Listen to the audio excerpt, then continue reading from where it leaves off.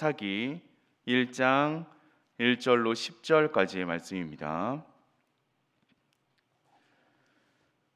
사사기 1장 1절로 10절까지의 말씀, 제가 한 절 여러분이 한 절 교독하시겠습니다. 여호수아가 죽은 후에 이스라엘 자손이 여호와께 여쭈어 이르되 우리 가운데 누가 먼저 올라가서 가나안 족속과 싸우리이까?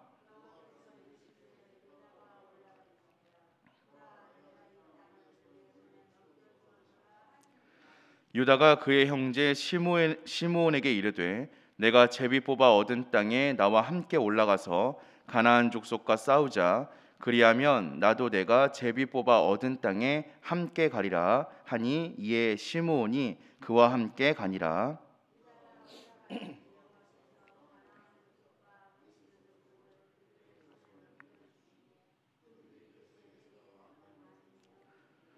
또 베색에서 아도니 베색을 만나 그와 싸워서 가나안 족속과 브리스 족속을 죽이니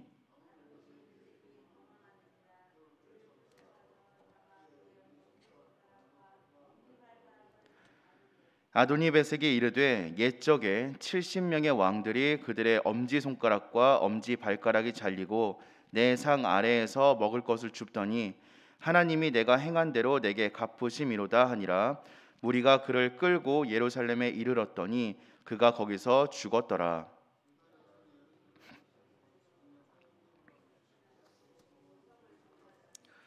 그 후에 유다 자손이 내려가서 산지와 남방과 평지에 거주하는 가나안 족속과 싸웠고 유다가 또 가서 헤브론에 거주하는 가나안 족속을 쳐서 세세와 아히만과 달메를 죽였더라. 헤브론의 본 이름은 기럇 아르바였더라. 아멘. 네, 오늘부터는 우리가 사사기의 말씀을 통하여서 새로이 은혜를 나누고자 합니다. 이 사사기의 첫 장면은 이스라엘 백성의 지도자였던 여호수아의 죽음으로 시작하고 있습니다. 여호수아라는 지도자의 죽음은 이스라엘 백성들에게 엄청난 혼란과 불안을 가져다 주기에 너무나도 충분하였습니다. 이러한 불안 또 이러한 혼란은 이 시대를 살아가고 있는 우리들에게도 어김없이 찾아오고 있습니다. 그렇다면 이렇게 갑작스럽게 찾아오는 위기를 맞닥뜨렸을 때 우리 성도들이 선택해야 되는 올바른 태도가 무엇인지를 이 이스라엘 백성들의 반응을 통하여서 함께 찾아가 보고자 합니다. 여호수아라는 지도자가 어떤 사람이었습니까? 여호수아는 약속의 땅에 대한 하나님의 약속을 온전하게 믿었던 신실한 지도자였습니다. 이런 지도자가 죽자 이스라엘 백성들에게는 어쩌면 어마어마한 걱정이 찾아왔을지도 모릅니다. 그런데 오늘 말씀에서 이스라엘 백성들이 보여준 모습은 어떠합니까? 여호수아가 죽자 이스라엘 백성은 하나님께 나아갔습니다. 그리고는 누가 먼저 가나안 땅에 쳐 들어가야 합니까? 라고 하나님의 뜻을 묻고 있습니다. 이스라엘 백성들이 어떻게 이런 모습을 보일 수 있었습니까? 우리가 흔히 알고 있는 이스라엘 백성들의 모습은 너무나 하나님의 뜻과 멀고 늘 혼란스럽고 늘 걱정이 많고 그래서 세상의 방법을 따랐던 사람들 아닙니까? 하지만 오늘 이 이스라엘 백성, 여호수아와 함께 있었던 이스라엘 백성들은 우리가 흔히 알고 있었던 그들의 모습과는 조금 다릅니다. 왜냐하면 지금의 이스라엘 백성들은 여호수아 또 모세라는 아주 훌륭한 지도자들과 함께 신앙생활을 하며 자신들이 완성해야 할 하나님의 사명이 무엇인지를 너무나 잘 알고 있었던 사람들이었기 때문입니다. 그들은 하나님께서 이스라엘 백성들에게 맡겨주신 이 약속의 땅을 정복해야 한다라는 임무에 온전하게 깨어 있었습니다. 하나님이 맡겨주신 사명이 무엇인지를 너무나 잘 알았기에 그들을 찾아온 혼란과 위기 가운데에서도 흔들리지 않을 수 있었던 것입니다.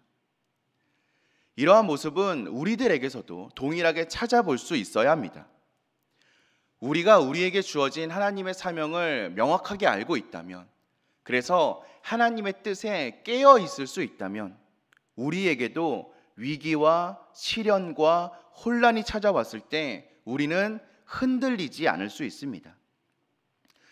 우리가 인생을 살아가다 보면 정말 부지불식간에 위기를 맞닥뜨리게 됩니다.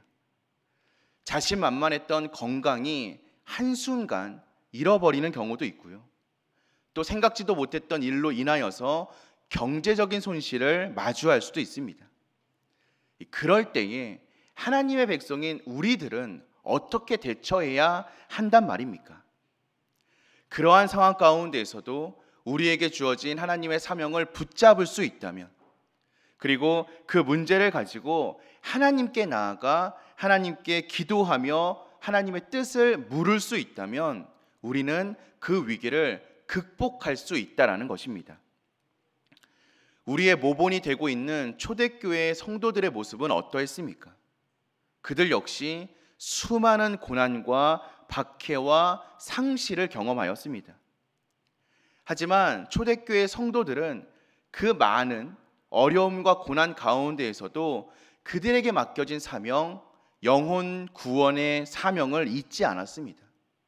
그래서 그들이 어려울수록, 그들이 힘들수록, 그들에게 수많은 고난이 커져갈수록 오히려 더욱 간절하게 하나님께 기도하였고 전도하였습니다.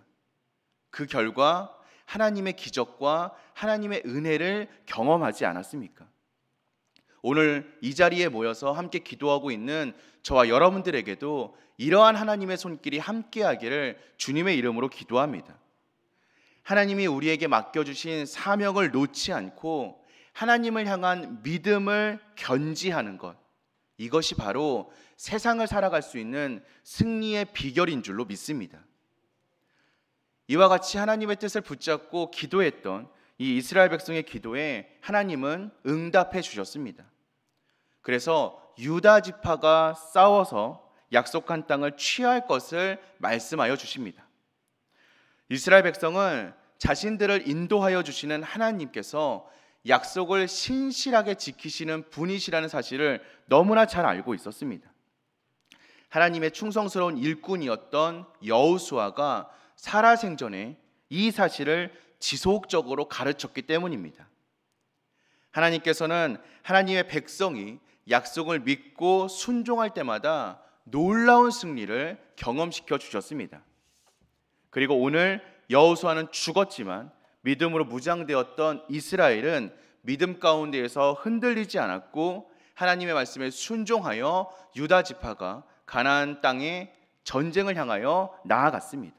그리고 약속의 땅을 차지하게 되었습니다. 그런데 우리가 좀 유심히 봐야 되는 부분은 전쟁에서 승리한 이후의 모습입니다. 승리를 거둔 후에 이스라엘 백성은 아도니베섹이라는 왕을 붙잡아 가나안 풍습에 따라 처리하고 말았습니다. 그의 엄지손가락과 엄지발가락을 베는 모습을 보이게 되었습니다. 우리는 이러한 모습을 통하여서 타산지석을 삼을 수 있어야 됩니다. 무슨 말씀입니까? 세상에서 승리한 이후에도 우리는 순종의 자리를 떠나지 말아야 한다는 것입니다. 승리한 그 순간, 그리고 하나님의 은혜를 받은 그 순간까지, 그 이후까지 우리는 하나님의 말씀의 자리에서 벗어나지 않아야 합니다. 끝까지 하나님의 뜻대로, 하나님의 말씀대로만 살아갈 수 있어야 합니다. 우리가 이제 앞으로 계속해서 은혜를 나눈 이 사사기의 모든 말씀이 우리에게 이런 교훈을 주고 있는 것입니다. 하나님을 섬겼지만 세상도 섬겼던 이스라엘 백성들의 마지막이 어떠했는지, 그것이 바로 사사기가 우리에게 말해주고 싶은 이야기입니다. 하나님도 섬기는 것이 아니라 하나님만 섬기는 것이 진정한 하나님의 백성임을 우리는 기억할 수 있어야 합니다. 하나님의 은혜를 받았을 때 오히려 더욱더 하나님의 말씀대로 살기를 결단하는 것이 우리 하나님의 백성들의 삶의 모습인 것입니다. 지금 교회의 모습이 어떠합니까? 우리 교회는 요즘 세상을 향하여 영적 권위를 인정받지 못하고 때때로 지탄의 대상이 되는 안타까운 현실을 마주하고 있습니다. 신앙을 가지고 있는 사람들이, 또 세상을 이끌고 나아가야 할 우리 교회가 왜 이러한 모습을 보여주고 있습니까? 하나님보다 세속의 가치를 더 사랑하고 이웃을 나 자신과 같이 사랑하라는 이 하나님의 계명에서 멀어지는 모습을 자꾸만 보이고 있기 때문이 아닙니까? 우리는 지금으로부터라도 진정으로 회개할 수 있어야 합니다. 이제는 우리의 모습을 끊어내고 발길을 돌릴 수 있어야 합니다. 하나님의 말씀대로 순종하겠다라고 결단할 수 있어야 합니다. 그것이 바로 하나님께서 위기에서 참된 성공과 승리의 자리로 우리의 발걸음을 돌이켜 주시는, 기적을 경험시켜 주시는 유일한 방법이기 때문입니다. 사랑하는 성도 여러분, 나 하나 달라진다고 무엇이 변하겠는가 라는 생각이 아니라 나부터 달라진다면 모든 것이 달라질 수 있다라는 믿음을 붙잡고 우리가 먼저 회개해야 할 줄로 믿습니다. 우리가 먼저 하나님의 뜻에 순종하는 사람들이 되어야 할 줄로 믿습니다. 세상을 끊어내고 하나님만 섬기는 저와 여러분 되시기를 소망합니다. 우리의 신앙은 위기와 어려움이 닥쳤을 때 비로소 그 진실성이 판가름 납니다. 혼란스럽고 불안한 상황 가운데에서도 우리가 하나님의 사명을 붙들고 그분의 뜻에 순종할 수 있다면 우리는 이 세상을 넉넉하게 감당하고 이길 수 있으며 성숙한 믿음을 소유할 수 있습니다.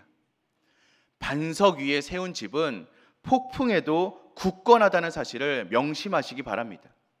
그래서 우리의 믿음의 집이 굳건한 반석 위에 세워져 나아가기를 주님의 이름으로 축원드립니다. 위기 가운데에서도 항상 믿음의 선택, 하나님의 선택을 해 나아가는 저와 여러분들 되시기를 주님의 이름으로 기도하겠습니다. 우리 함께 기도하겠습니다.